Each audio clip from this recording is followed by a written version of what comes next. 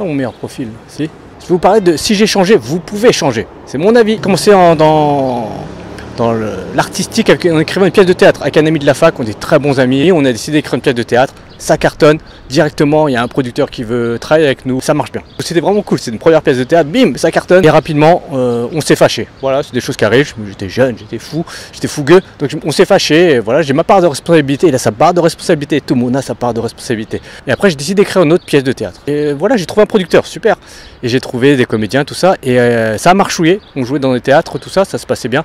Et qu'est-ce qui s'est passé après? On s'est fâché. Encore une fois, bam, deuxième fois. Donc un des comédiens de la pièce de théâtre, j'ai décidé de monter un one-man show. En tout cas, il m'a proposé d'écrire un one-man show pour lui. On travaillait ensemble, on commençait à jouer dans quelques petits théâtres avec lui.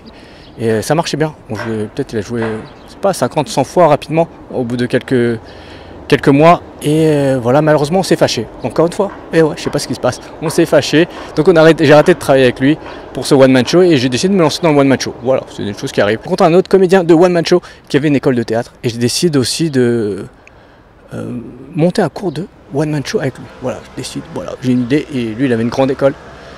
Et bingo, il me dit oui et direct, ça marche. Ça marche pas direct, mais en tout cas, ça rapidement, au bout de, je pense la deuxième année, c'était assez plein. Il y avait vraiment beaucoup de monde et on est content, on était contents.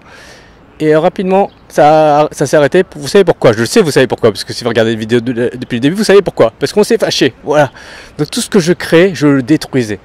Même si c'était pas ma responsabilité à chaque fois. J'avais ma part de responsabilité, mais j'étais pas responsable de toute la dispute. Mais j'étais pas assez magnanime, j'étais pas assez diplomate. J'arrivais pas à me contrôler. J'étais trop soupolé. Je sais pas si vous connaissez ce mot. Donc j'ai appris à changer. Si je voulais continuer, persévérer, si je voulais évoluer, je pouvais pas rester comme avec cette personnalité-là.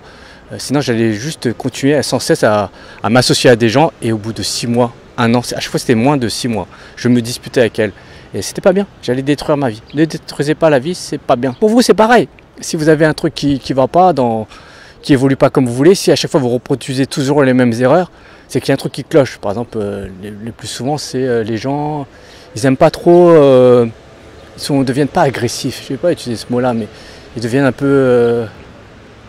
c'est quoi le bon mot? Un peu tendu. Voilà, tendu, c'est bien ce mot-là. Tendu. Dès qu'ils ne jouent pas sur des scènes, ils deviennent jaloux, ils regardent tous les réseaux sociaux. Calmez-vous. Si vous ne jouez pas, c'est qu'il y a une raison. Vous notez les raisons et vous trouvez une solution pour résoudre ce problème. Et s'ils ne veulent pas de vous sur une scène, vous irez jouer ailleurs. Et alors, c'est pas un problème. C'est pas si grave. Ouais. Et puis il y a d'autres moyens de s'exprimer artistiquement. Vous pouvez écrire, vous pouvez monter votre plateau si vous avez envie, vous pouvez jouer sur d'autres scènes. C'est pas possible que l'intégralité des scènes vous refuse. Si c'est l'intégralité, c'est qu'il y a un problème artistique et de qualité.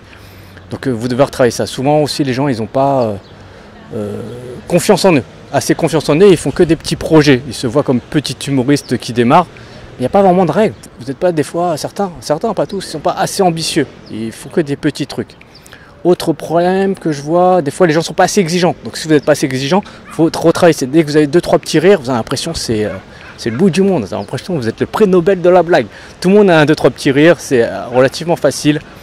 Et même beaucoup de gens ont des applaudissements pendant leur passage, c'est pas pour ça que c'est des stars. Donc si vous avez 3, 4, 5 applaudissements en 5 minutes, là vous avez un petit passage un peu de qualité qui est sympa. Mais il faut encore être plus exigeant que ça. Les applaudissements c'est bien, c'est une récompense, mais ça ne veut pas dire que votre passage c'est le meilleur du monde, pas encore. J'espère que vous avez aimé cette vidéo, que vous allez mettre un petit pouce sur la vidéo et vous abonner à ma chaîne YouTube, d'accord?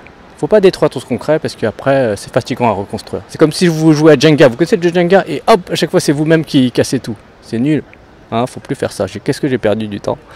C'est comme ça, mais faut accepter. Donc j'essaie de vous transmettre mes erreurs pour que vous les fassiez pas, d'accord?